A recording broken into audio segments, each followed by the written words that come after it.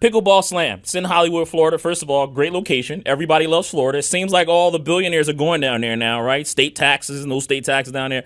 But Pickleball Slam, 1 million's on the line. You got some key legends that will be participating in it. John McEnroe, Andy Roddick.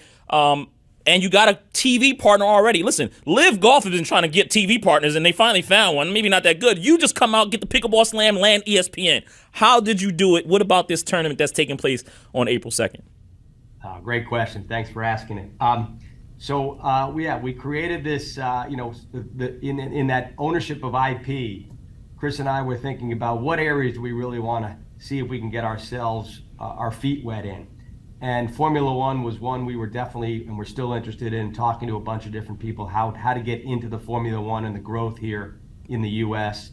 With Soccer World Cup coming here in 2026, I think there's going to be big opportunity in that space, and how do we work with within the soccer space, football space. We obviously love golf, and we think there's still opportunity there. And then we both said pickleball. Yeah. Pickleball is the fastest growing sport here in the U.S. Everybody seems to be playing it. I've heard figures anywhere from 9 million people to 36 million people playing it, depending on what article you read.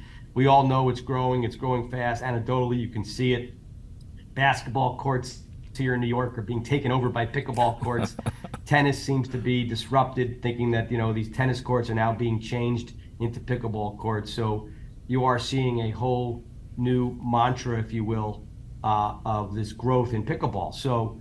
But what's interesting is nobody really knows who the professional pickleball players are. And if you dig deep, meaning the names, you dig deep, they're really the best pickleball players in the world who are ranked are ex-tennis players. So the idea that came out pretty quickly between Chris and I was saying, hey, wait a minute, why don't we just take the best racket players in the world and put them in a $1 million purse in pickleball, the largest growing sport in America, and take the best names, the fastest growing sport, and put them in a $1 million purse live on ESPN at the Hard Rock Casino in Florida, which is one of the biggest growth areas for pickleball. And I called the Hard Rock Casino up. Listen, we literally did that the second day we announced our company. We came up with this idea. I called down to the Hard Rock. They were immediately interested, and we did a 5-event deal with them, in fact. So this is the first of 5 with the Hard Rock. We called ESPN, my friend Jimmy, and asked if he'd have any interest. And the date that we wanted was, and based on some of the knowledge that I know about the Sunday between the semifinals and finals of March Madness, it happens to be sort of a opening day. Although this year, which I think is fabulous, that the women's tournament, the finals of the women's tournament is actually Sunday night. Right. So we are kind of a lead-in to the women's finals of March Madness. Nice. And then the men's finals is on Monday. So you have the semifinals of the men's NCAA on Saturday, the Pickleball Slam Sunday at 12 noon to 2. Then you have the pregame for the NCAA women's tournament, and then the women's finals tournament that Sunday. And then Monday is the men's finals. So action-packed weekend. Lots of people watching TV and watching sports. And we're smack in the middle on ESPN, hopefully being widely promoted and marketed, which I just got off the phone with them, and they're ecstatic about this opportunity and love the names and love the brands. Yeah. I'm assuming that it's an ad share type of a rev share type of deal? Nope. We control all the inventory. Wow. Yep.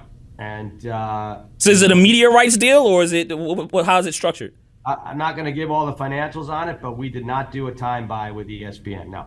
Okay. What can you tell us about that particular relationship?